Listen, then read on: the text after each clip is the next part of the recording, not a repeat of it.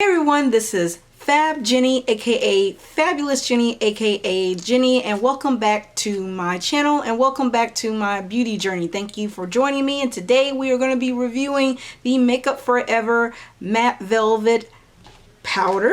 This is the powder form of the Matte Velvet liquid foundation that I did review, and I will have it linked down below for you. This is in the color Cognac. I'm also the same color in the liquid form of the Matte Velvet.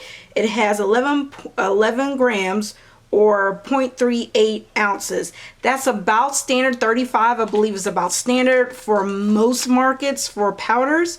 The claims on the back are, please excuse the eyeshadow, it did not turn out like I wanted it to, so I do apologize, but I want y'all to see this because I'm not perfect. No one's perfect. We make fucking mistakes and we learn from them, and this is hideous. It has nothing to do with the palette. It has everything to do with what I did to my eye look, but the lashes are pretty fucking bomb. I'm actually really happy with the lashes.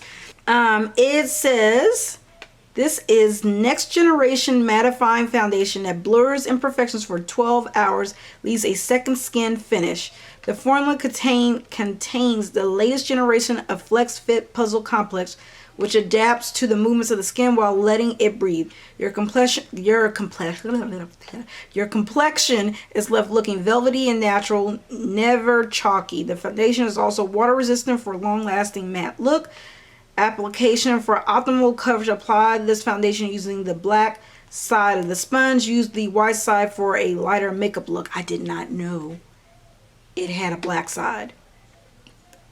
Okay, medium to high coverage is what it's saying. I do agree that it is a medium to full coverage. Absolutely can build this up to full coverage. All I have on right now is powder. Other than the highlight part, it's powder. I mean, it's all this. Makeup Forever with a little red bottom on there, and I absolutely love the casing on this. They redesigned this very nicely. It used to be a oval shape and now it is like a little tin can. It's freaking awesome. And then you have this little latch here. It's not gonna stop focusing on me. Yeah, it's focusing on my face, sorry. It's got that little latch there,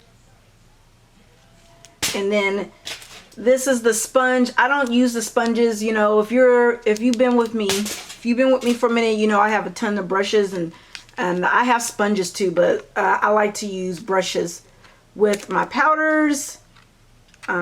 So that is what it looks like. So I didn't swipe it really hard, but you can hardly see it. Okay. Let's talk about presentation as far as the packaging. I absolutely adore this packaging. It's really gonna go good inside your purse, inside a kit.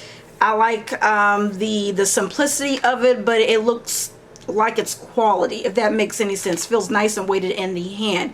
The powder itself feels very velvety. When it goes onto the face and you're really caking it on, it's going to feel drying on the skin. I did notice that, but the coverage on this is freaking amazing. You could probably even use it as a concealer, but the coverage is absolutely medium to full, 100%. I did not find myself reaching for a liquid or a concealer with this. I found that it covered everything perfectly. However, if you use this first as your base and then go on top of this with a cream, cream or even a liquid type of contour situation, it tends to be very hard to manipulate, but with practice I found that liquids work better. Creams are no bueno. I really had a mishap today with the Anastasia Beverly Hills Cream Contour Kit. It's not a bad kit. It's not the kit's fault. It just did not pair well with this powder. So I had to go in with Makeup Forever's concealers, and I was able to save the look, but it grabs it, it moves it around, and even some of the Makeup Forever was moving it around, so I had to go back in with powder to fix it.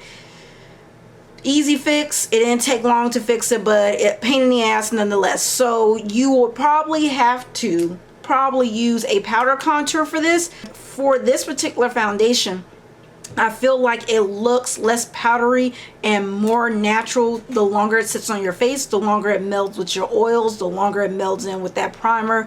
It gives, like, for example, it gives a very velvety, healthy, skin-like appearance, flawless appearance. I have a nice little glow going on here. The oils tend to break in around 6 hours with this particular foundation. I'm wearing this powder like I would wear my typical foundation. I found that it lasted long. It's not transfer proof, so if you touch your face or you lean on somebody, it's powder, you're going to transfer it. Pairs well with any other powder products as far as blush and contour. However, creams I would say avoid like the plague and stick with something a little bit more liquid and fluidy, but then even be cautious of that. But I think in hindsight this would work best with a powder contour kit. So normal combination, definitely oily skin individuals. You will have to prep your skin as always. If you are oily, normal or combination, especially if you are oily, you may have to get on deck with some milk of magnesia. But just because you're oily doesn't mean you don't need moisturizer. This is going to be drying to the skin and maybe even a little bit uncomfortable, but once it sits on the skin, it melds really, really nicely. It looks good. It looks awesome. I will have pictures either here or on my Instagram of showing you before and after what it looks like when I first apply and then what it looks like after. And personally, I think it looks a lot more like skin afterwards. Really, really pretty. Photographs really good. No flashback or anything. I think when you first apply it, it can seem a little chalky or it can seem a little powdery, but after you let it sit on your skin for a little bit, it looks absolutely like skin. A flawless, beautiful, velvety type finish to the skin. I will repurchase this and I will be using it in the way that I normally do, and that's pairing with my other foundations, but it's good to know that this works very well on its own and can hold its own ground. Absolutely fantastic.